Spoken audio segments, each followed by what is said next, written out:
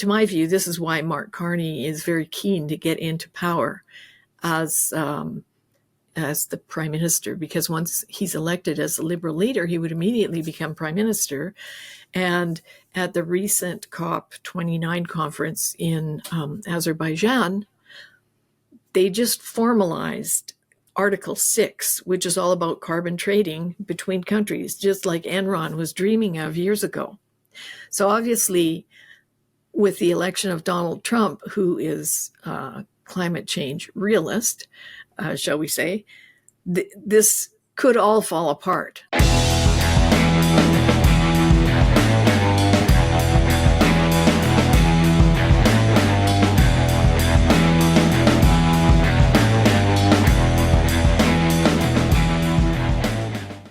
Michelle Stirling, we are back again. I am so happy to be talking to you again. You know, our last episode, it's funny because every time I talk to you, I learn just an infinite amount of things, you know, like you kind of, you pull back the veneer of this climate change hysteria and really show what lies underneath it. And I swear it's almost like I forget, or there's aspects to it that I'm not aware of, but there are many, many, many layers to this. And the original ambition for us recording this follow-up episode to our last episode a few weeks ago was to walk through the entire history of the climate change fanaticism.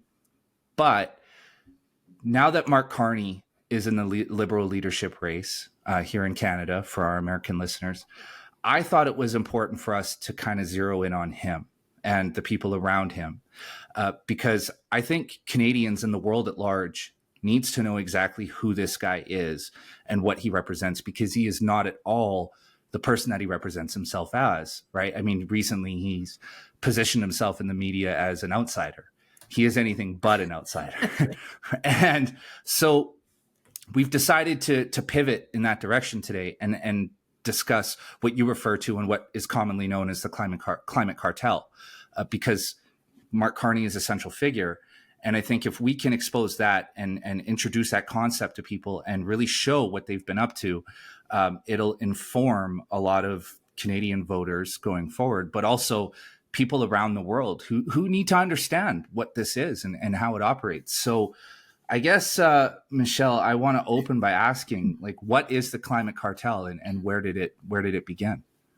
Well, the Climate Cartel has been identified. That's the name that the U.S. House Judiciary Committee has applied to a large group of asset managers. That would be groups like BlackRock, a number of ENGOs, and a number of United Nations type formed organizations, with one of them being called GFANZ, or Glasgow Financial Alliance for Net Zero. And that is a group of financiers and banks and such like that Mark Carney put together at COP26 in Glasgow. And their whole push was to push their invested assets into net zero action. So the premise is that, you know, if you're a bank and you tell, let's say I'm an oil company, I come to the bank, I say, I need financing for my pipeline. And they say, well, you know, what are your emissions? And you go, what's that got to do with anything? I'm going to be selling oil to the world. And they go, yeah, well, you know, we want you to reach net zero. Like, show us your net zero plan. So, you know, the oil company goes, okay, fine. You know, so they run off and make a plan and bring it in so that they have the plan. And then the banks are in a position to say, well, you know, we'd invest in that and we'd finance that for you, except it looks like you're going to up your output of fossil fuels. Is that correct? And they're like, yeah. That's what we do. We sell oil. So yes, we're hoping to sell more of it because then there'll be shareholder profit. And then the financial institution is like, well, we'd like to see you invest in renewables and cut your emissions. So you see how this pressure works? And a lot of this goes right back to Mark Carney when he was governor of the Bank of England. he made a very famous speech in the fall of 2015 called Breaking the Tragedy of the Horizon. Now, in this speech, which he made to Lloyd's of London, which is one of the top insurers in the world, and probably, I think, the oldest, he said that the problem with climate change risk is that it's too far in the future, and that banking cycles and business cycles are sort of, 3 years, 10 years. Political cycles are also short, typically like 4 years or so. So it's very hard to get policy in place and make things happen. And he referred to a report which was put together by two green billionaires, Michael Bloomberg and Thomas Steyer, two American green billionaires. And they gathered together with, I believe, one other big, either big businessman or philanthropist, and a number of ENGOs. And they wrote a report called Risky Business. Now, in that report, Risky Business, I think I used this last time, but I'll try and find it again. Where's your favorite chart? My favorite chart. Where did it go? I don't know where it is right now. Anyway, it's It's always close by. I love it. It's always somewhere under the pile of papers on your desk. That's right. And out it comes. Here we go. So, in it, Risky Business is based on RCP 8.5, which is an implausible scenario, as I mentioned last time. So if you take it off the chart, you can see that we're not really all going to die, right? And even RCP 6.0 is deemed to be quite implausible, but RCP 8.5 is definitely totally implausible. But anyway, so Mark Carney made reference to a number of different data sets and data issues like sea level rise and such like. And a fellow named Steve Kopitz, who's with Princeton Energy Advisors, he did a fact check on his speech. And he said, gee, I call this a failure of analysis because everything that he said was actually, more or less wrong on the data for sea level rise and such like. So this was a very influential speech. And I just yesterday or the day before, I saw a webinar with the National Academies of Sciences, and they had 3 people on talking about climate finance. And one of the fellows had been with RBC years ago. And he said before this speech, banks and corporations, they didn't really take climate change issues very seriously. But this speech was pivotal. So it got all these financial interests in the world, believing that they had to take a major role in forcing change in the financial system and in society in general. Because the objective was to reach net zero, meaning that we would not emit more human industrial emissions than could be contained or absorbed.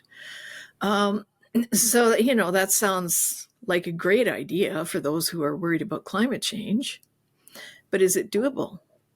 Well, nobody did the due diligence on that. So recently, Simon Michaud was a professor and a mining engineer, did the due diligence, and he showed that there is no material supply chain, meaning, all the special minerals that we need. It doesn't exist for us to reach net zero with the proposed things like EVs and wind turbines, solar panels, etc. It just doesn't exist. So that combined with something else that happened in the United States in the past couple of years, that has really kind of broken a lot of the plans of Mark Carney and his green colleagues. So if I can now jump to the Climate Cartel, if you have a look at Mark Carney's tragedy, Breaking the Tragedy of the Horizon, you can see that those are the roots of what is now called the Climate Cartel. The Climate Cartel was identified by the U.S. House Judiciary Committee.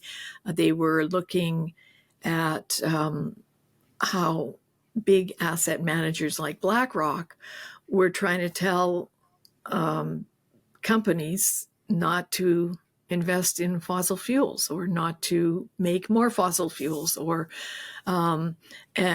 they were using the investments of various states that were in BlackRock and where they were hoping to have a dividend, and where those states were also producers of oil and gas and coal. And now they realize, wait a minute, our asset manager is basically, stabbing our industry in the back. What's going on? Yeah. And so they interviewed thousands of people and looked at millions of documents. I think I have it up here. And they found that it's actually an antitrust violation. Because there's all these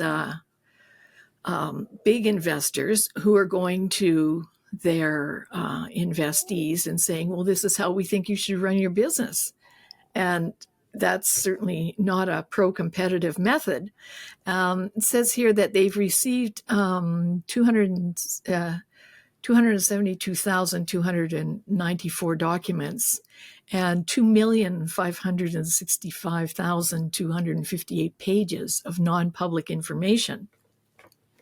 Due to their failure to produce responsive material timely and fulsomely, the committee was forced to issue document subpoenas to GFANZ, that's the Glasgow Financial Alliance for Net Zero, to Ceres, to As You Sow, and to Arjuna, to BlackRock, State Street, Vanguard, ISS, and Glass Lewis.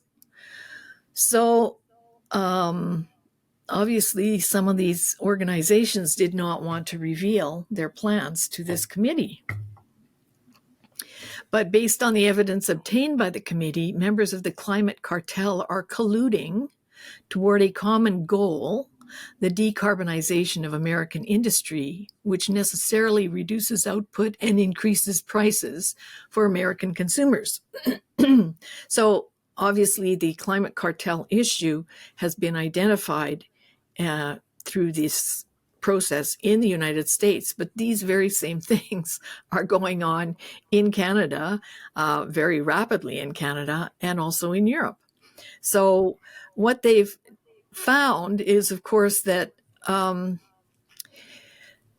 these convening and collaborating groups like Climate Action 100, the Net Zero Asset Managers Initiative, and GFANZ, they work with big pension funds like CalPERS, which is the California Public Employees Retirement System. And CalPERS is kind of a funny one to bring up here. I guess they're quite a driving force in this Climate Cartel, but what I say is funny about it is that back in 2013, Wall Street Journal had a public forum on clean tech. And they had a fellow on the panel. His name was Joseph Deere. He was the chief financial officer of CalPERS. And at the time, he said that they had been investing in clean tech. They had a fund, quite a big fund, and they were losing something like 9.7% every year. So he said, it's a noble way to lose money, but we're not in this business to lose money. Right. So he said that either somebody has to lower the price of the alternatives, meaning lower the price of wind and solar, or up the price of carbon. So those two things have since happened. And also, CalPERS has become part of this much larger network of this Climate Cartel, which is what do they say here? The Climate Cartel imposes radical policies by weaponizing ever-escalating pressure tactics that start with negotiations with corporate management. They continue to filing and flagging stockholder proxy resolutions, and they culminate with taking out the boards of directors at recalcitrant companies. So, these are supposed to be investors, but they're activist investors. So Okay, so there's so much there as always. I know. So let's get down to it here. What is the underlying motivation for all of these big hedge fund managers, financial, leaders of financial institutions? Why are they all running this extortion scheme? I mean, what benefit do they get from extorting thousands of Fortune 500 companies and pushing them toward net zero? What's their net gain out of that? Well, it's a good question, and I'm not 100% sure that I know. I do know that this is one way to direct investments and profit off the stock market. For instance, before COVID lockdowns, fintech was kind of a dying or fluttering kind of investment field. It wasn't doing very well. But after lockdowns, boom, fintech went way, way up. I think they had like a 300% increase in value. If we go to an example from Mark Carney, per se, someone had posted this the other day on Twitter. He was talking about sustainable aviation fuel. So there isn't very much sustainable aviation fuel in the world. But if you make a government policy that there must be 10% sustainable aviation fuel in all jets taking off from the UK, which is a policy that was put in place, then the one company in, I think it was in Texas, that makes sustainable aviation fuel suddenly becomes a winner. So he was explaining that he had, I think it was Brookfield, had invested a lot of money. I'm afraid to say it's $1 billion. I have to see the interview again, but it was a lot of money in this one little company making sustainable aviation fuel. So for those who are into innovation, that sounds fantastic. But then you have to think, wait a minute, wasn't he also the UN climate czar? And wasn't he also advising the British government on climate and energy policies? And wasn't he actually also the Bank of England governor? So you think, wow, is that a conflict of interest? Is that market manipulation? Because it sounds like it to me.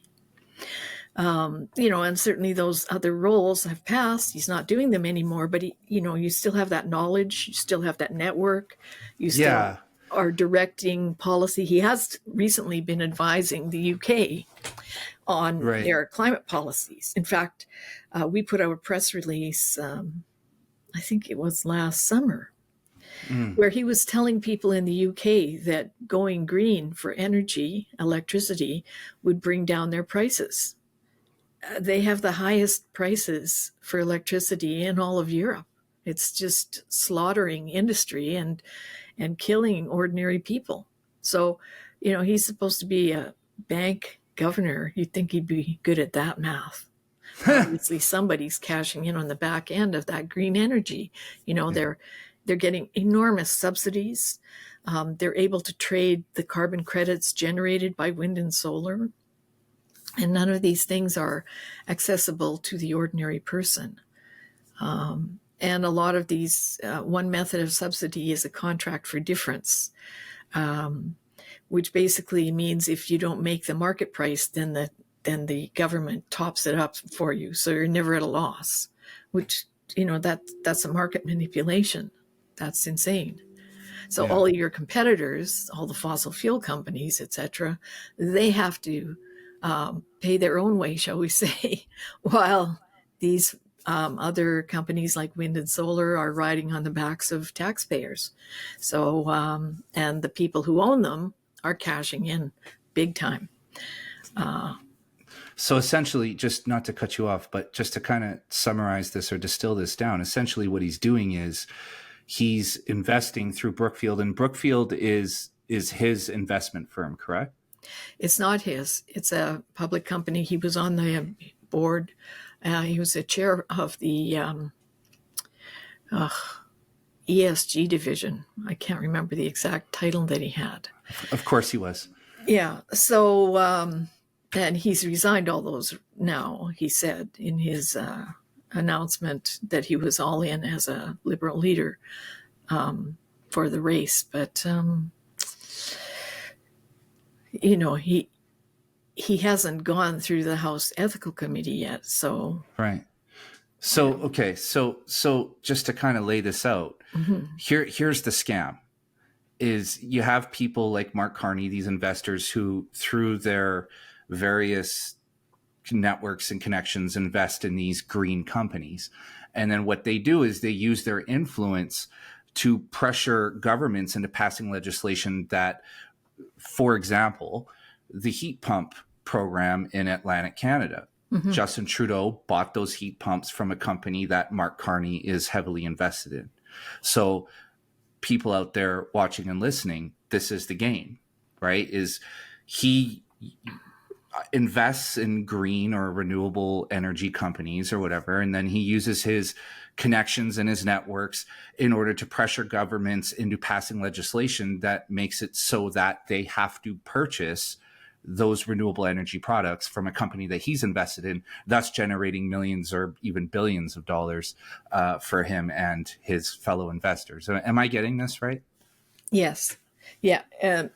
And with regard to the heat pump issue, the other element of the climate cartel is that these large organizations, whether they be philanthropies or companies, they use the talents of environmental groups to push the ideas. So right now, 350.org is running a campaign in Canada, pushing heat pumps.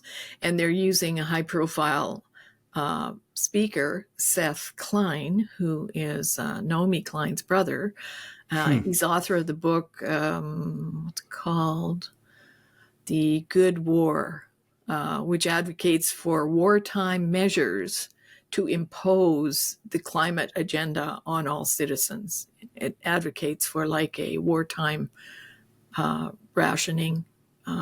Anyway, so those groups are employed to do the grassroots, yeah, hey, and get the public, doing point and click campaigns to their politicians.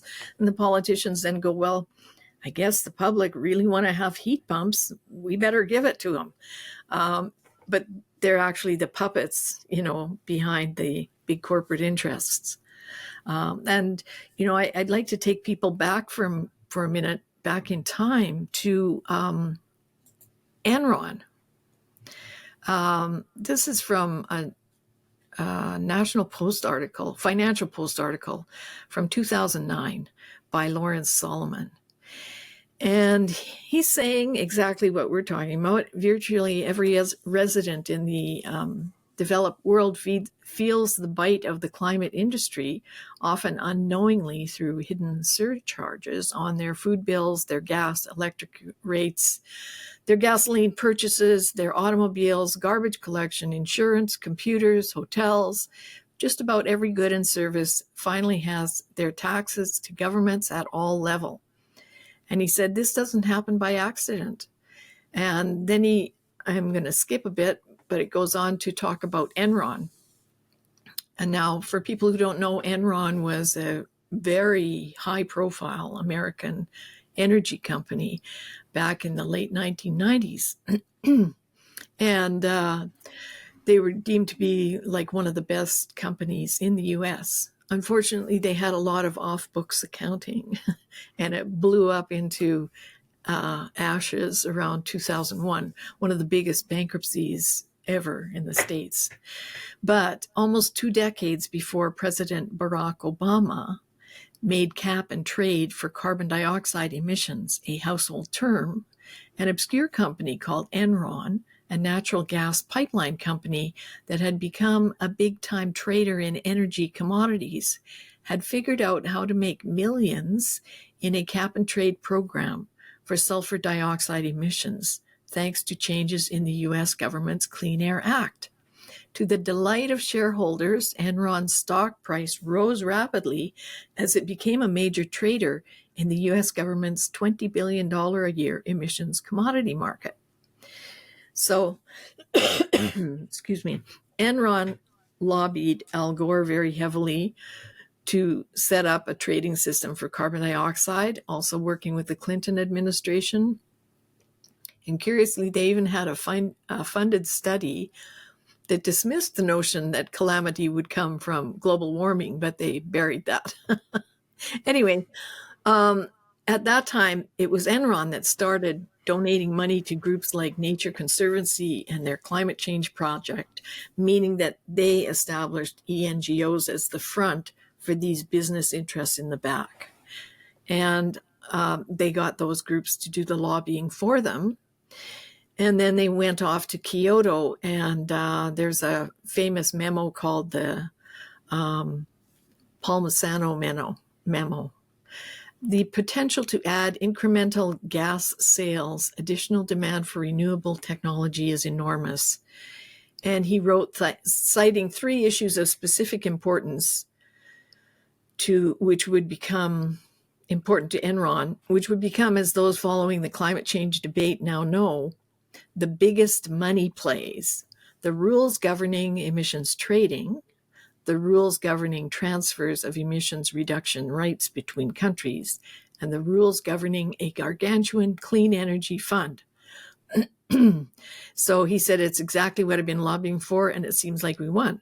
So the Kyoto Accord, that was back in the 1990s. That was a forerunner to the Paris Agreement that we are now supposedly trying to meet targets for. And Canada pulled out of the Kyoto Accord in around 2012 because it would have required us to pay Russia something like $14 billion in penalties for us not reducing our emissions, whereas Russia didn't have to do anything. So very lopsided agreement. But this is the thing. They can make money off the carbon trades.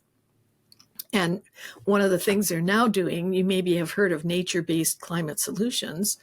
They want to trade carbon credits on Canada's natural resources, meaning the natural beauty, the forests, the wetlands, and rivers and oceans. So this is, to my view, this is why Mark Carney is very keen to get into power as the prime minister, because once he's elected as a liberal leader, he would immediately become prime minister. And at the recent COP29 conference in Azerbaijan, they just formalized Article 6, which is all about carbon trading between countries, just like Enron was dreaming of years ago. So obviously, with the election of Donald Trump, who is a climate change realist, shall we say, this could all fall apart. Now, they've been working on this, as you can see, from the Enron time, then through Barack Obama. They couldn't get the carbon trading deal worked out at Copenhagen. So then they got to Paris. Now they just got Article 6 ready to go, and it might all blow up. So right. I think that Mark Carney is the pivotal lever right now to make this happen. So he's okay. So just to distill this down again, because Michelle, you're so in depth, and I just want to make sure that the audience listening. Yeah. No. Don't apologize. This is fucking incredible. This is for people who are stupid like me, because I have to listen very intently to make sure I'm grasping everything. So I'm the idiot here. So to distill this down, like the added component to this is that, so you have Mark Carney and these billionaires and millionaires who are invested in, renewable clean energy or whatever. They pressure governments into passing legislation that requires, every household in their nation to have, say, for example, a heat pump. Mm-hmm. Now, the added component is that the government is going to pull the money for those heat pumps or whatever renewable energy products from the taxpayers. Yes. So essentially those tax dollars are funneled into these companies, which are then the dividends are funneled into the investors, and the taxpayers are paying. We're paying for it. We're paying for Mark Carney and his friends to get even wealthier than they already are. And so I'll play devil's advocate here. And the argument that I could see being made is, well, these guys are brilliant. They created this, $1 trillion market for renewable energy products that, major corporations will get on board with, right? And therefore, you have this market where there's trillions of dollars flowing through. Everybody's getting wealthy while at the same time saving the planet. But the problem is these people have manipulated the data. They've presented improbable scenarios, every time you and I talk, you present the same chart, which I think is fantastic, RCP 8.5, or even RCP 8.0, 6.0, right?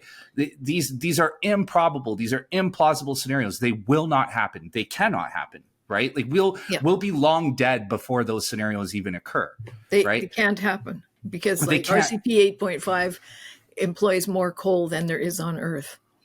Right. So essentially what's happening is we are making these drastic changes, like Justin Trudeau introduced changes that were so drastic and sweeping that look at where Canada is. I mean, we're barely a country, right? Like we have slipped into the abyss, and who knows if we're ever coming out again. And if Mark Carney wins our next election, which, I was writing this morning on X, like people need to be very careful.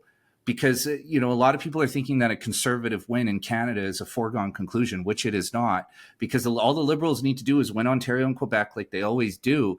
And they've pretty much sealed the election, right? So we could find ourselves in a situation where we have a Prime Minister, Mark Carney, in the very near future.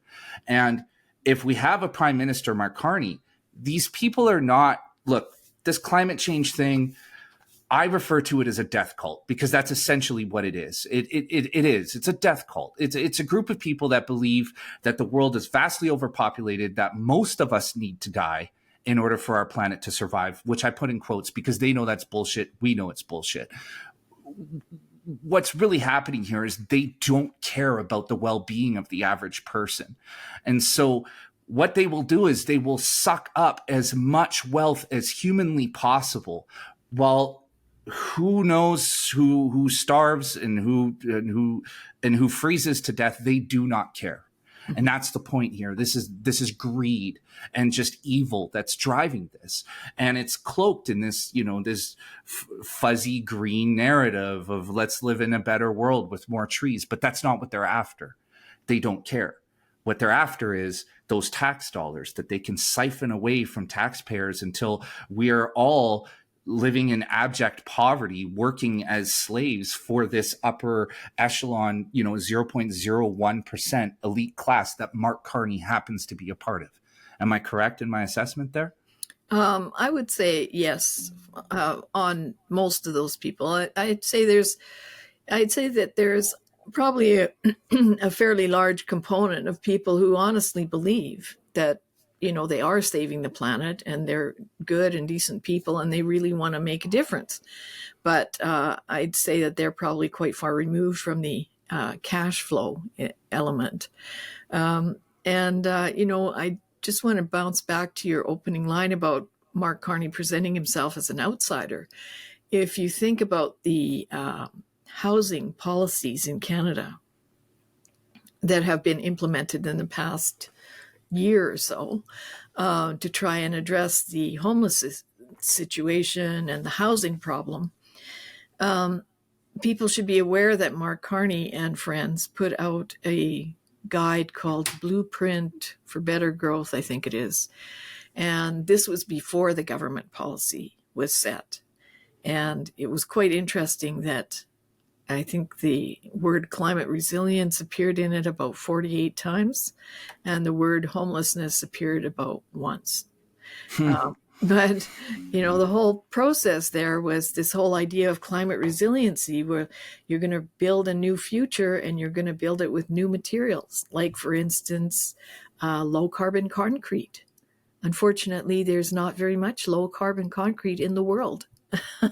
Yeah. So it's a brand new industry that can't supply what you want to build it with. Or 3D printed homes. Well, that sounds nice, but there's no long-term study on how they last, particularly in our weather. And likewise, there's not a lot of 3D printed concrete gantries floating around, or prefab homes made with more climate resilient materials. Well, there was an interview on, I think it was on Global News out of BC, and they were saying, well, we have this prefab manufacturer here who could probably make more homes per day, but would like to have the government buy up front, like to give an order for 1 million homes.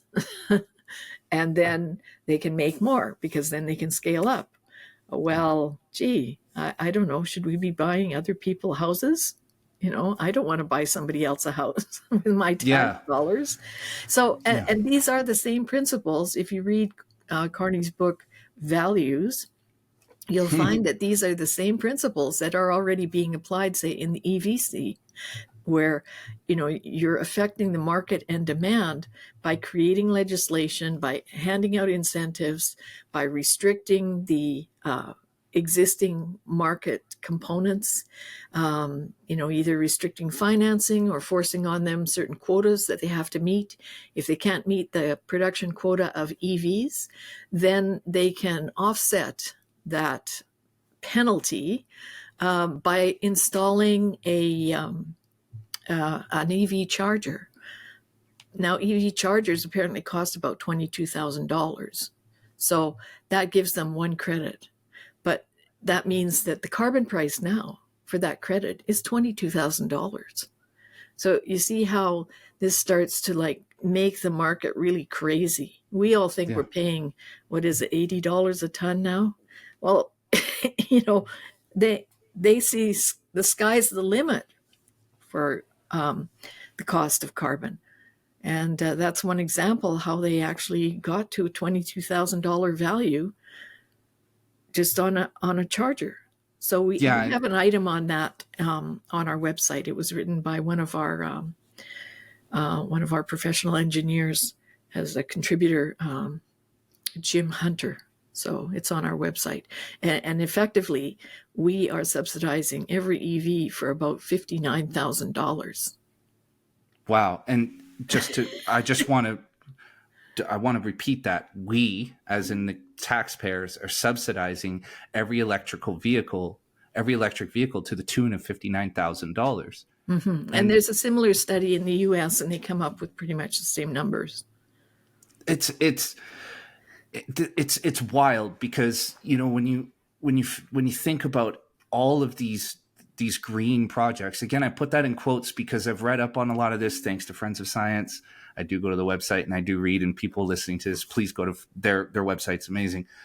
But when you compound all of this together, when you condense it all into a dollar figure, I mean, this is costing individuals thousands of dollars a year. And if you're making $50,000 to $100,000 a year salary, you're talking like 10% of what you earn, 20% of what you earn disappearing into the ether, because most of these green projects never come to fruition, right? They build them and then they realize, oh, what do you know? Wind power isn't an effective, source of energy, or solar panels break. Go fucking figure, right? And so there goes millions of dollars disappears out the door, and that's our money. That's the money that we earn. Mm-hmm. So we find ourselves in this situation where, in Canada and the United States and European countries, we are suffering through historic inflation and just a rising cost of living that,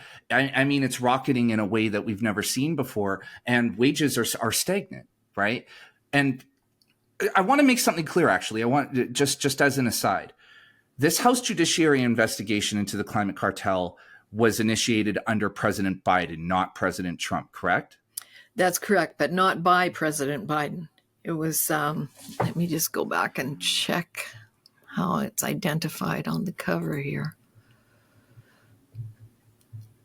It's the interim staff report of the Committee on the Judiciary, U.S. House of Representatives.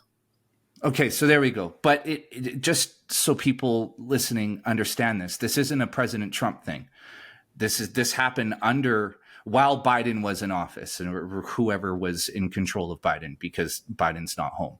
But to get back to what I was saying, the point is that this entire market, this entire renewable energy market has been created and developed by people like Mark Carney specifically to rob us.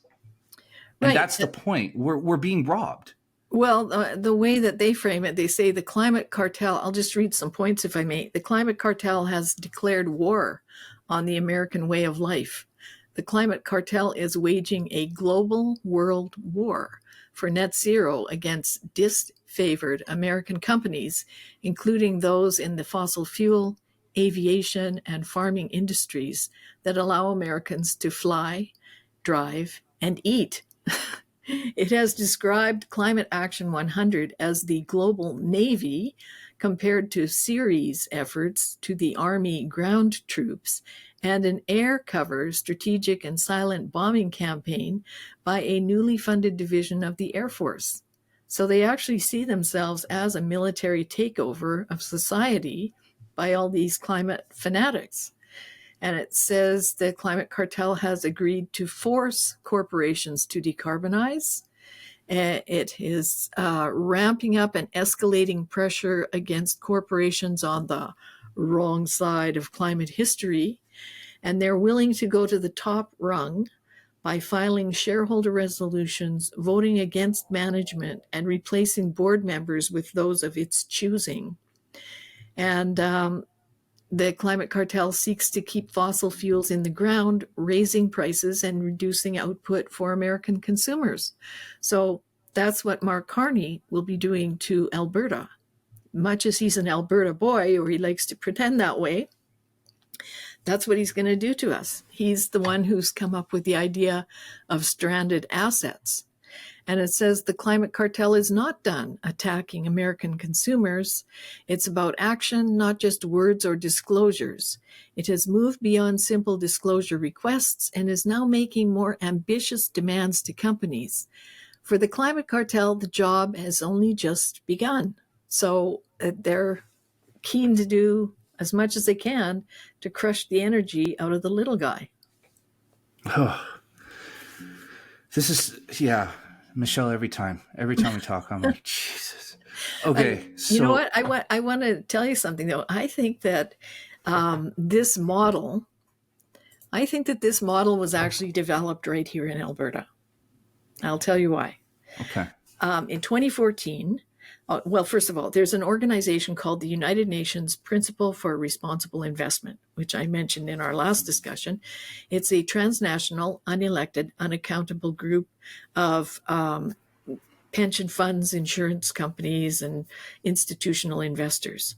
There's about 5,000 signatories, I think, and they have now about $112 trillion in assets under management.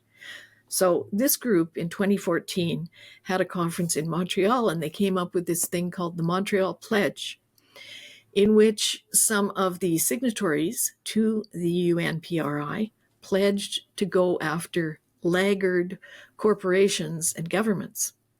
Now, in 2015, we had an election in Alberta, and Rachel Notley of the New Democratic Party was elected as premier. And just days after her election, she got a letter from NEI Investments, which was one of the signatories to the Montreal Pledge. And it started with a line like, ourselves and all the signatories on this letter, they had about 120 of them, we have about $4.6 trillion invested in Alberta. I think that they said Alberta anyway. So they start by saying, basically, we got a lot of money in your province. You better listen to us. And they sort of laid out what the climate plan should be. And sure enough, that's more or less what the climate plan for Alberta was. And interestingly enough, about a year after, they had a meeting with the UNPRI. The Alberta government had a meeting with the UNPRI to see how things went. Now, based on what has been described of the climate cartel, it seems like that was the model as to how to make things happen, right? So we have a lot of material about that on our website. So it's very interesting to look back at history and see how things have moved. and and that we were evolved. actually part of it. It's I mean, look, for the listeners, a lot of whom are in the United States, Donald Trump just pulled you all out of the Paris Climate Accord. Donald Trump has nixed the Green New Deal, which would have brought a carbon tax system to the United States. He's doing a lot to pull you guys back from the brink. But this thing hasn't disappeared, as Michelle just outlined, right? Like, this is exactly how they operate. They come to your government and say, hey, we have trillions of dollars invested in your state or your province if you're in Canada. We have a plan, and here's the plan. And in so many words, if you don't follow the plan, we're just going to pull the investment. And you can explain to your constituents why suddenly, tens of thousands of people are out of work and your province or your state is on its way to serious decline and bankruptcy. That's how these people operate. And I want to reiterate here, it has little to nothing to do with the climate. It's just that these people figured out a hustle. They figured out a scheme, a shell game. Mm-hmm. And that's what's operating. It's a global shell game. So yes. I want to ask, what is Mark Carney's position or role within this climate cartel? Like, is he the guy leading the charge, or is he just another puppet in the back? What role does he appear to be playing? Well, at this point, he would probably have withdrawn completely from it. And his Glasgow Financial Alliance for Net Zero has been falling apart very rapidly the past couple of weeks. Obviously, also because the Trump administration has taken over and they have a completely different view on climate change, but also because of that climate cartel investigation, they realized, like, hey, we're probably going to be up on antitrust charges if we don't disband this thing right away and backtrack pretty fast.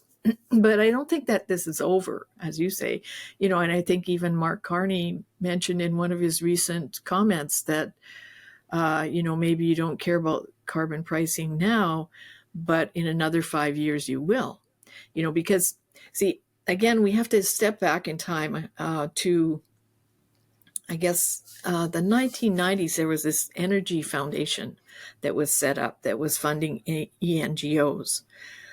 But then along the way, this larger group of philanthropists, green philanthropists, gathered together, and they came up with a plan called Design to Win. And they wanted to establish 2 cap and trade systems in the world. They successfully have one going in Europe, which is impoverishing people every day, ordinary people, and enriching those at the top. But they don't have one going in North America yet. So Mark Carney and Senator Rosa Galvez and hundreds of ENGOs around the world and in Canada have been pushing for the Canadian government to adopt Bill S-243, which would effectively install climate cartel type principles in every corporation. So the way the climate cartel works is they try to first, they engage with the company. They sit down and say, hey, this is what we think you should do. If the company goes, great, we're going to stick to our core business. Thank you very much. Goodbye. Then they start doing things like having shareholder motions, which apparently each one of them costs about $150,000. Even if it doesn't pass, it's a pain. It's a lot of work. Then they start trying to switch out the board. In their documents, they call it board refreshment rather than board replacement. But right. There was an example recently where this activist investor group called Engine Number One managed to switch out, I think, 3 directors on the board of Exxon. And they really love going after Exxon for some reason. I think it's probably because Exxon has said in the past, and I can't quote you where, but I do recall seeing this, that they're opposed to cap and trade because they say that the system can be gamed too easily. They would rather have a carbon tax, but preferably none of this, right? So the big powers in the climate cartel want this global cap and trade. And even the World Economic Forum has said that by 2030, there will be a global price on carbon. That's their target. That's what they want to do. So Canada is actually a very important element in this grand plan. First of all, we do have a price on carbon here. We have this carbon rebate system that's been working for some time. The ultimate goal actually is to have people with a personal carbon ration, which we're in such financial despair here. That may happen sooner than we think. So you might get UBI, but climate money, maybe on your cell phone, on your Vaxport, or on your credit card. There are credit cards now that will count your carbon footprint, and they won't let you buy anything once you're over it.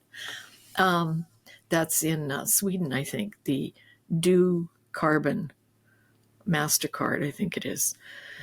So, we're an important element also because we have all this fabulous nature, and we have all these indigenous protected areas, and we have all these conserved areas. We have 2 new reports on our website about this removal of public lands from development, which today doesn't cost us particularly anything.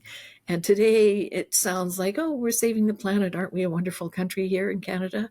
But tomorrow when somebody says, wow, we really need more coal or oil or iron, oh, we can't. I mean, it's all here in this one place that's protected forever. We can't access it. We'll be losing billions of dollars. Right. So that's why Canada is such an important tent peg, not to mention our trade with the U.S. The last time that Trump was in office, France threatened Trump with retaliatory powers. Canada went and made a climate deal with France to continue pushing the carbon notion, kind of behind Trump's back. I don't think it was in good faith. And certainly, No. When I've said that to people, sometimes I've tweeted about that, and we have a video about that. People say, well, any sovereign nation can make a deal with anyone. Well, that's true. But, our trade with the U.S. is $600 or $700 billion, and with France, it's $4 or $5 billion. Yeah, well, that's it, right? Like it's geopolitics. It's not a matter of just being a sovereign nation. Not to mention the fact that we have Russian and Chinese submarines popping up in the Arctic all the time. Yeah. Do you know who's up there making sure that's under control? Not us. It's not us up there. It's the United States military that's up there, right? If tomorrow Russia decided to just send a fleet of submarines into the Arctic and claim it as their own, do you know who'd be fighting them? Not us. No. We don't have a military anymore. No. The United States would be handling that job. So we have a responsibility to the United States as our closest ally to be in line with them on just about everything, whether we like it or not, right? We are a sovereign nation, but we have responsibilities here. And what's happening with Donald Trump now with these incoming tariffs is we're being held accountable.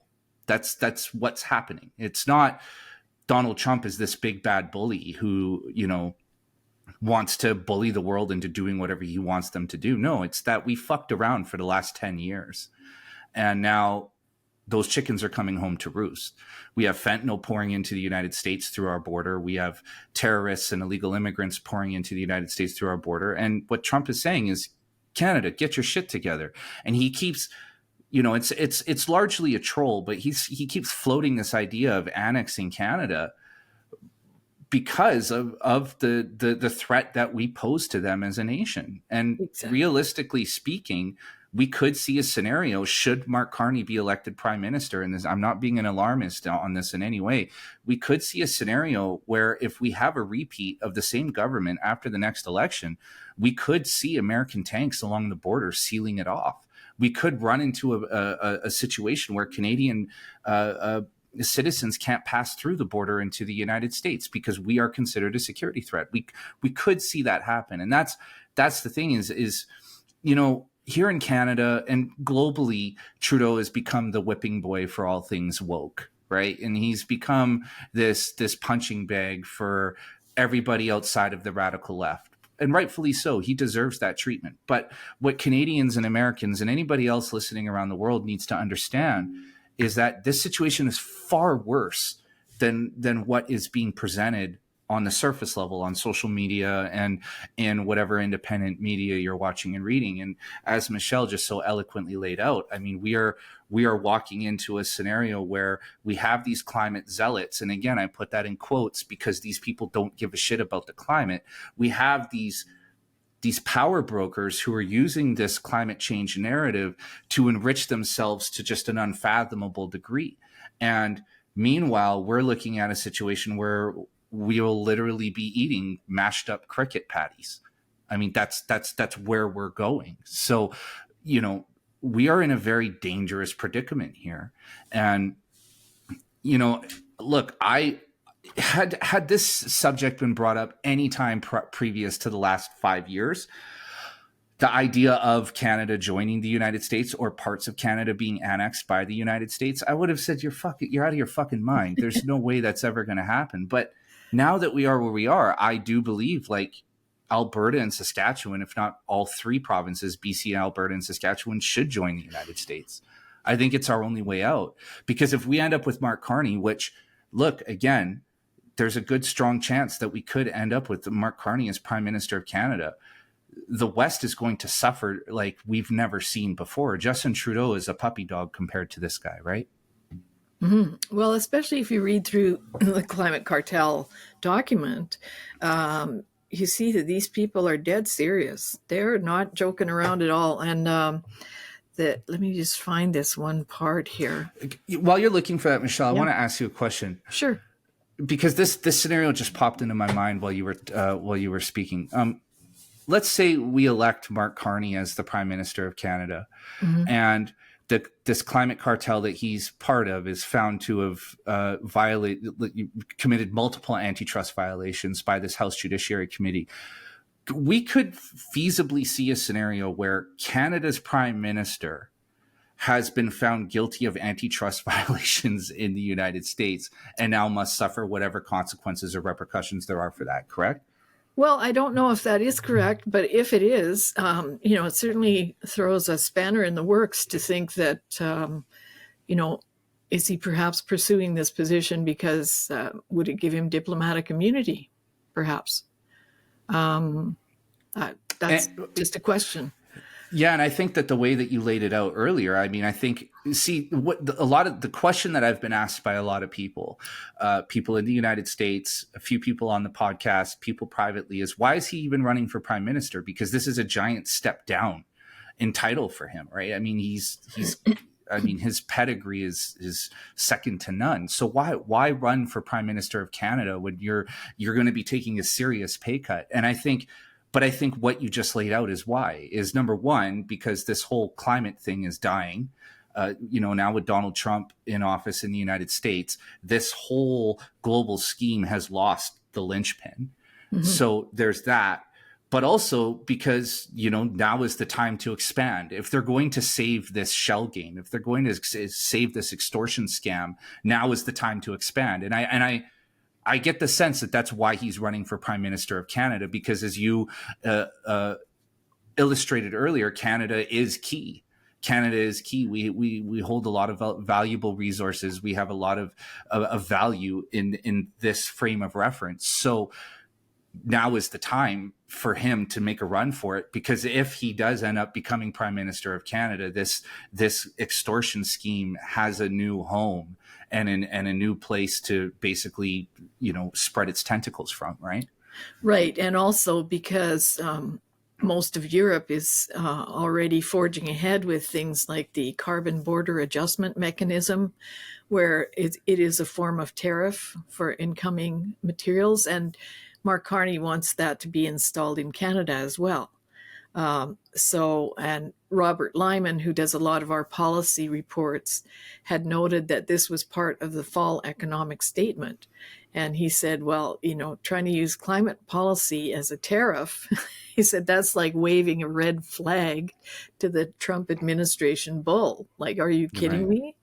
But in order to make that Ponzi scheme work, more people have to be in on it. So he's probably desperately, as you say, trying to prop this up. I wanted to mention something about aviation, if I may. Sure. Okay, this is also from the Climate Cartel report. And, just to give you a sense, probably a few people who've been flying lately have found themselves, unable to book a flight when they want, or prices have really gone up or whatever. It's inconvenient. Flights are canceled unexpectedly.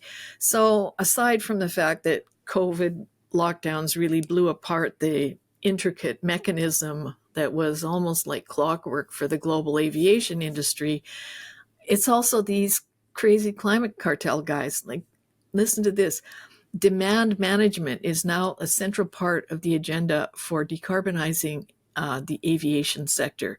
That euphemistic term for output reduction refers to the actions taken to limit the demand for jet fuel through the curtailment of demand for air transportation. More specifically, and this is right from the Net Zero Pathways Analysis and Expectations for Transition Plans Aviation from GFANS, demand management will require policy interventions, which may take the form of market-based measures such as carbon pricing, passenger flight taxes, frequent flyer levies, or regulation, such as banning short-haul domestic flights where there is a high-speed rail alternative, which they did in Europe. Company disclosure requirements around corporate travel, which many companies are having to do, and public awareness campaigns. In addition, aviation companies themselves can take measures to manage demand or bring about behavioral changes. For example, by ending frequent flyer reward programs. So they don't want to reward you for flying anymore. Now they want to punish you. Ending advertising campaigns that target growth in developed markets with an already high per capita flights.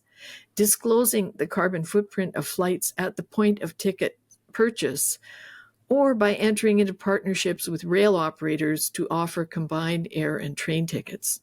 So this is what these climate cartel organizations are doing to your WestJet, to your Air Canada, to your Southwest Airlines, to your United.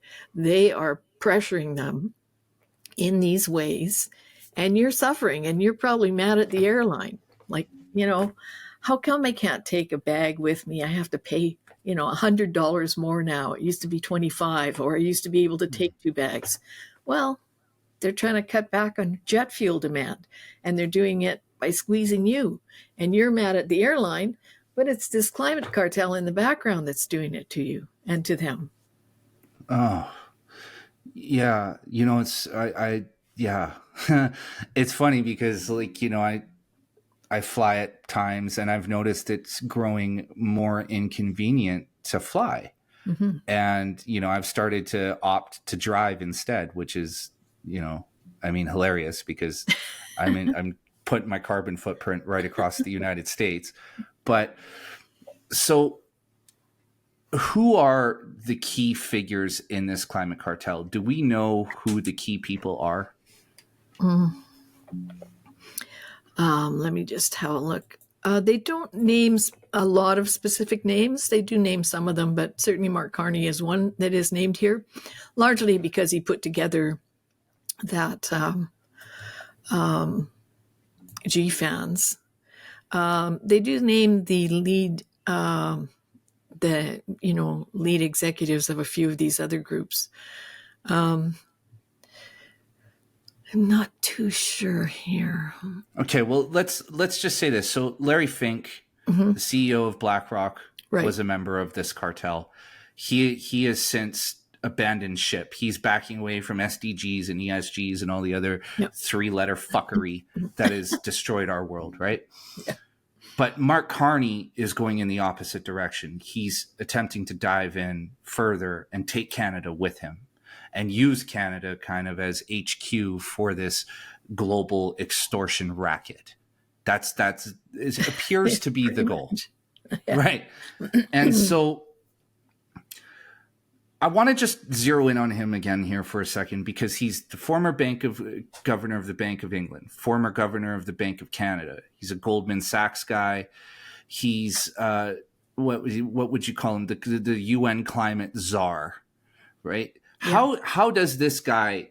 How is he in all of these organizations? Is he just a weaselly fella that kind of manages to squeeze his way in, or do we know if there's other people that are kind of weaving him through these organizations to create this network and bring it all together? Like, do we know? I guess the question I'm asking is, do we know what or who is blazing this trail for him, has cut this path? No, I wouldn't. No, I don't. no. But So I think it's quite clear, just like with any sort of club, even like a golf club where all the members start to know each other, and, certain cliques of, say, oil and gas guys will go play a round of golf together, and certain cliques of builders will play a round of golf together. I think it's very much the same. I'm sure the banking industry and the financial services industry is at the level he's at is a very small group of people. And Michael Bloomberg has been a key figure in all of this as well. A green billionaire, a green philanthropist. He also tried to run for president of the United States, as did Tom Steyer. So, and, people don't realize that during the Biden administration, John Podesta was appointed as their climate czar, if you like, to manage the Green New Deal. John Podesta had been the CEO or chair of the board of the Climate Works Foundation, which was basically the large foundation running and funding all of these ENGOs to push the Climate Works interests in various renewable sectors. And they were pumping out about $600 million a year to all of these ENGOs in funding. Most of the ENGOs are charities. So they were doubling up from taxpayers who thought they were, saving the planet, saving the whales. So I think I lost my train of thought there. Yes, Bloomberg. So, these people are all quite well connected. They all know what the target is. They want this global cap and trade. And we have a video about Mark Carney. He's interested in installing a digital currency. And this has been something that he's talked about for a long time. We did the video in 2020. And one of the interesting things that we found at the time is that his former company, Goldman Sachs, had bought a couple of carbon trading companies that were kind of not doing well. But interestingly enough, with Mark moving through different governments and levels of hierarchy, suddenly the carbon markets took off. So, pays to have friends. Yeah. And so I want to talk about that. So can you go into any more detail on Mark Carney's interest in a central bank digital currency? Like what he's attempting, like what he wants to do? Well, he sees it as a replacement for the U.S. Dollar as reserve currency. So I'm not a financial expert, and I probably would embarrass myself if I got too far into this topic. But as I understand it, the U.S. dollar as a reserve currency makes things difficult, especially for Europe, to do some of the things they want to do. And that's probably in part, I'm guessing, probably in part because they have to buy so much fossil fuels because they don't have any. And they used to be fairly happy with what they got from Russia because it came by pipeline. So that's the cheapest way to get it. Now they have to buy it on LNG tankers that come from the United States or Qatar.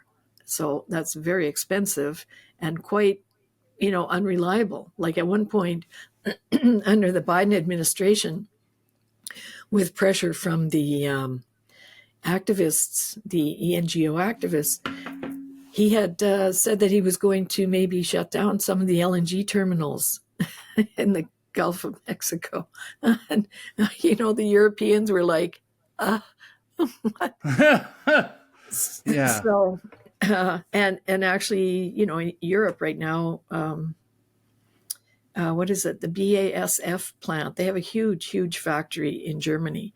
Apparently they're taking it apart bit by bit and moving it to Texas, where they'll be right beside a nice big gas plant, and they can use all the energy they want. But, it's like 10 square kilometers. They used to employ 29,000 people, but it needs natural gas and lots of it. So, it's the last conversation we had, we were talking about kind of who's at the root of all this. And we discussed China, and you said, well, you should talk to Sam Cooper because I'm sure he has. So I talked to Sam on the last episode of this podcast, and we touched on it a little bit. And what I told Sam, because Sam is starting to entertain this idea of the globalist elite, right? The big grand global conspiracy. And, Sam being an investigative journalist and an overly rational person, he's reluctant to dip his toe into that pool because it's marred by this tinfoil hat conspiracy theory stuff. But what I said to him,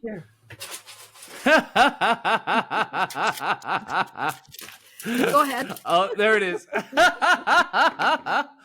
But what I said to him, and I think where the big disconnect is that we view these organizations like the World Economic Forum and the UN as being like these from the conspiracy theorist perspective, quote unquote, as being like these secret authoritarian dictators who are dictating what happens around the world.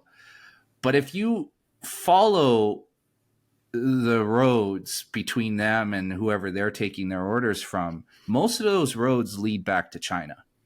And Yes. Sam agrees on that. And I think that what's happening is that everybody's trying to climb the mountain to figure out who's at the top. But I think Sam's already there. I think he knows who's at the top. And I think it's China. Simple and plain. And it's no secret that recently Mark Carney made a campaign stop where?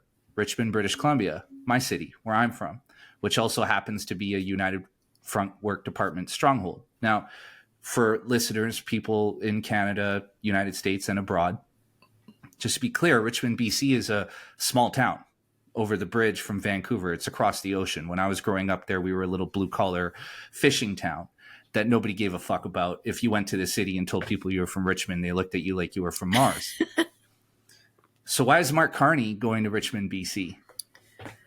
And I think if people ask that question and start to look at the photos of the pictures that he's captured with at that campaign stop, I think we have a good idea where a lot of this is coming from. Do you think I'm fair in that assessment? Yes, I think you are. And I think the World Economic Forum has quite a tight connection with China. I think that a lot of the big institutional investors, including the Canada Pension Plan, are invested in China. I understand from some things I've read, I can't remember the source, that once you invest in China, you can't get your money out. But, if you recall, there was a time, we have some of this documented in our letter about the infrastructure bank, the Canadian Infrastructure Bank, which was supposed to be set up as a green bank. I think it was Larry Fink saying that institutional investors need to profit by 7.7% per year or something like that. And at that time, they were only doing about 4%. About the same time, people were saying that China's growth rate was 8%. So this was obviously an attractive place to throw your money. And it looked like it was really booming there. So I think a lot of Western pension funds and corporations got entangled in China, probably with good intent, with profitable intent. The corporations saw a market where you could have people work for peanuts a day, and then you could have a product like a cell phone and sell it for $1,000, make a nice margin. So initially it all sounded good. But then, your technology is compromised because then they have the technology. Now they can make their own cell phone that's smarter than yours and didn't cost them all that development money. And they can compete in your market. And this has happened over and over again in the United States with a lot of their high-tech firms. Also with pharmaceuticals. Most of the pharmaceuticals in the world are made in China. And they did it by, going into markets, either forming some kind of a partnership which gave them access to the patent, then undercutting the price of something that was produced in Europe or in North America. And so everybody wanted the cheaper product that's made in China, right? And those companies in North America or Europe, they went bankrupt. So it's been a stealth war. Like, the general public has not really seen that happening, but those who follow these geopolitical issues see it happening and understand the risk. Like, just imagine if the pharmaceutical line, somebody accidentally contaminates certain pharmaceuticals. Oh, you mean like somebody accidentally leaks a virus out of a lab in Wuhan? Something like that. But, the West is exposed on so many fronts now. And, many of really weird climate decisions have been made. Like, for instance, Alberta was forced to shut down coal to save the planet. Meantime, the Canada Pension Plan invested in coal in China. I'm sure all the Alberta coal workers really feel that one burn. But the question is, can these companies and pension plans take their money out of there or not? If not, then there's this huge lever on the Western world that citizens are unaware of. And this may be why governments are playing along with a lot of very stupid looking things. Because if that's how your funding is going for your pension plan and you can't take it out of there and invest it somewhere else, that's a lot of power. Yeah. And I would imagine the answer would be not, that we can't get our money back. And that, what's so, just in conclusion, because I know we both got to go here pretty soon, but when I was talking to Sam, so what Sam pointed to was Mark Carney's relationship to China's ENGOs, and as being a major factor that we should all be looking at and we should all be paying attention to.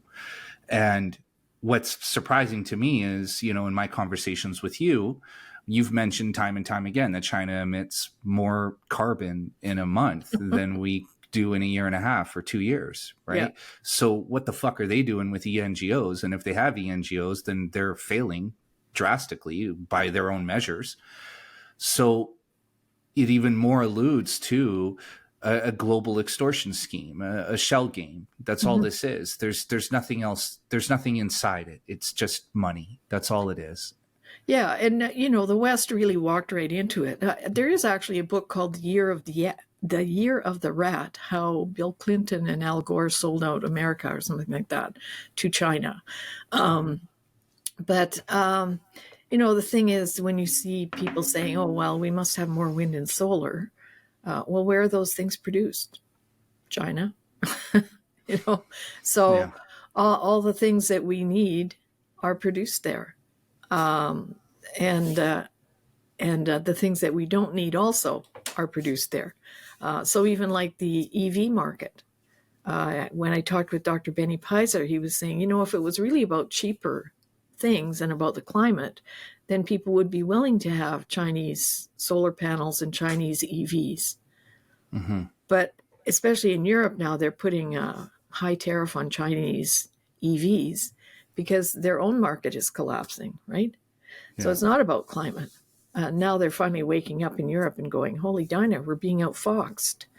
But, the West thought that China would become like a capitalist democracy overnight. And it didn't. I mean, no. It's become quite capitalist in many respects for ordinary people, but it's still a tyrannical communist nation.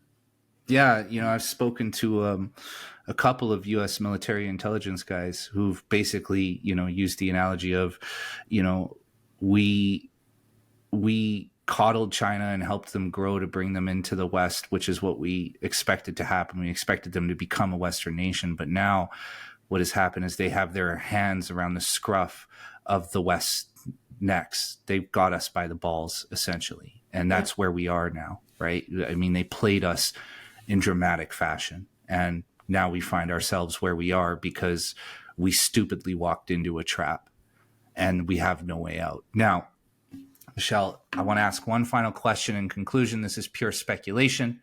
You don't have to refer to any charts, any graphs, any PDFs. I just want to ask you, if we end up with Mark Carney as the Prime Minister of Canada, what does Canada look like if you're looking ahead into the future? Boy, that's a tough one.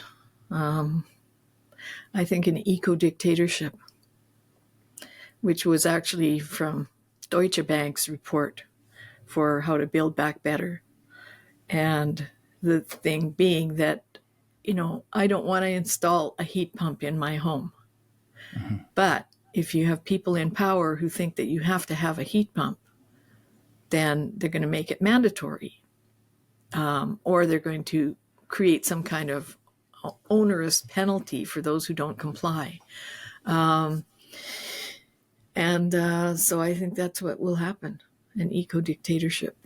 I think that we'll probably be having a personal carbon ration on our Vaxport on our phones. We probably would go to a digital currency. That's been his plan for a long time, and it would be kind of a coup for him to implement a digital currency in Canada, even though the Canadian Banking Association recently said that even though they tinkered with it, they weren't actually planning to do that. So, but, having this famous banker as prime minister, what do you think he would do if he had that opportunity? And that's been on his radar for some time. And that also facilitates the whole carbon trading thing as well.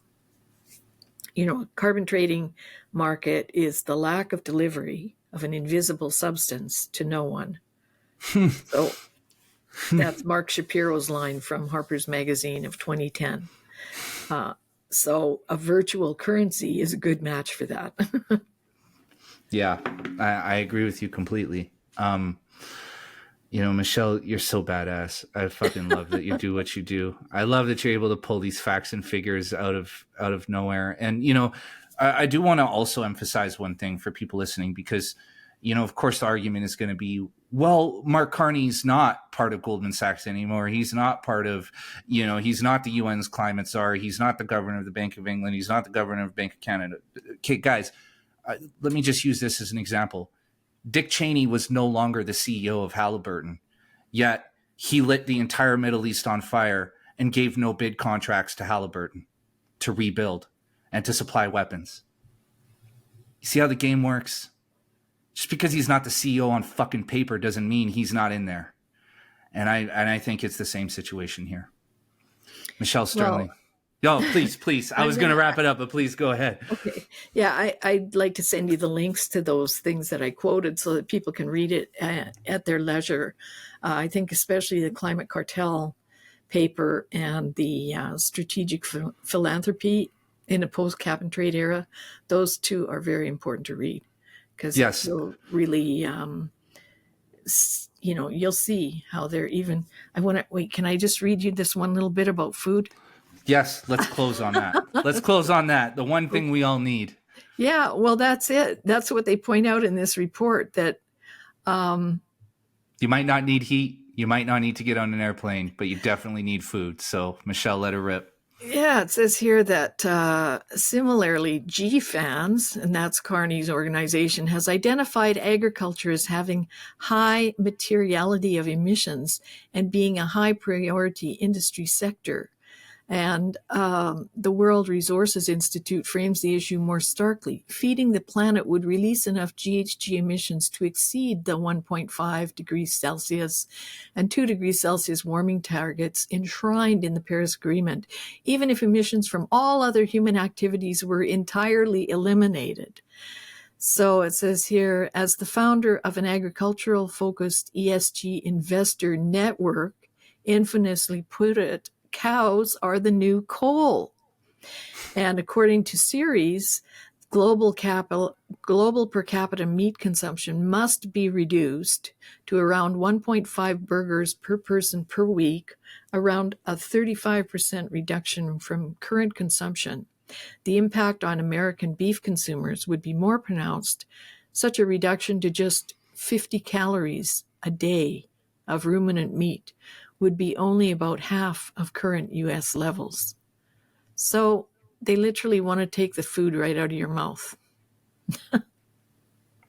It said, despite the fundamental human need for food, the Climate Cartel sees agriculture as a leading source of greenhouse gas emissions. It's like, give them a hammer and everything's a nail. Yeah. So it's crazy, lunacy. And we'll close on that, because that's so.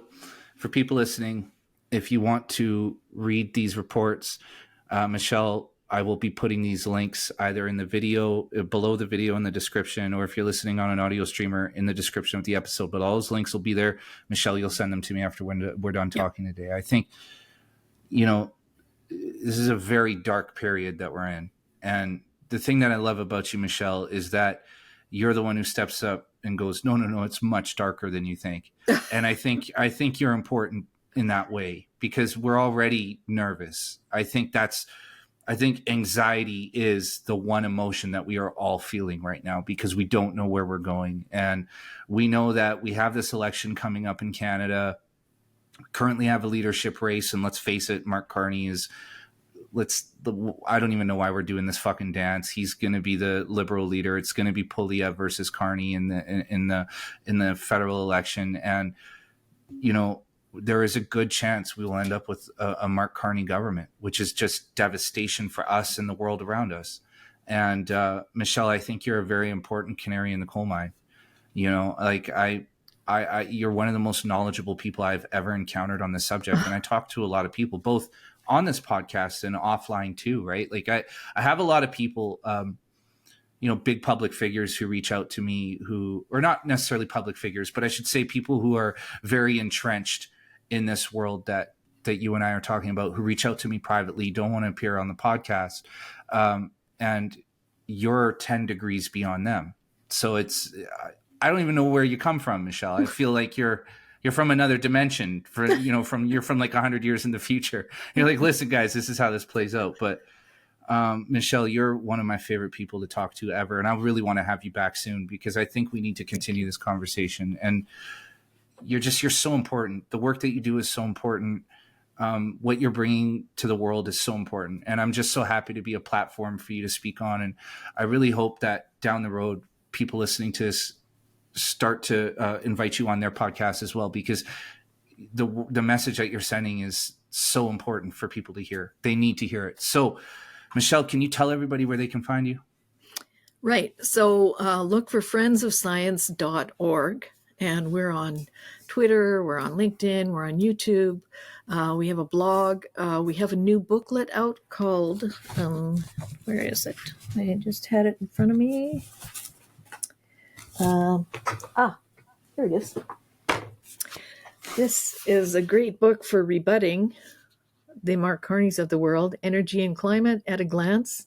It's brand new. You can get it from our website, friendsofscience.org. And it's quite a simple little book, quick to read. It's $15 for one plus shipping, and there's a rate for more copies. But, these facts make all the difference, because they settle things in your mind as to whether or not there's a climate crisis, and also give you a way to have an informed conversation with policymakers. So, I really recommend the book. And we're on Facebook, we're on Odyssey, we're on LinkedIn. Gab. What else? I can't remember them all. Anyway, they're all at the top of our website. And we have a website upgrade that's just beautiful on climatechange101.ca. climatechange101.ca. So that's sort of more visual, more youth-oriented website, bilingual. We're kind of brushing up the French side a bit, but it's operational now. So thank you so much for having me on the show and for all your accolades. I don't know that I deserve them all, but it's very nice to be treated that way. Thank you. You absolutely do. And for people listening, follow Friends of Science on X, Friends O Science. There's no F, just Friends O Science on X. Also subscribe on YouTube, because video is such an important medium, and you guys nail the video component. Like, thank you. Your ideas are fucking brilliant. I laugh. I'm not gonna lie. I'll full disclosure. I get high and go on the Friends of Science YouTube all the time and laugh my ass off. So if you're smoking a joint and you want some good videos that are also informative and hilarious, Friends of Science on YouTube. But Michelle, let's talk again soon. And thank you so much. Thank you for everything you do. You're the baddest ass lady I've ever met, and I'll gladly follow you into war anytime. Thank you, Jason.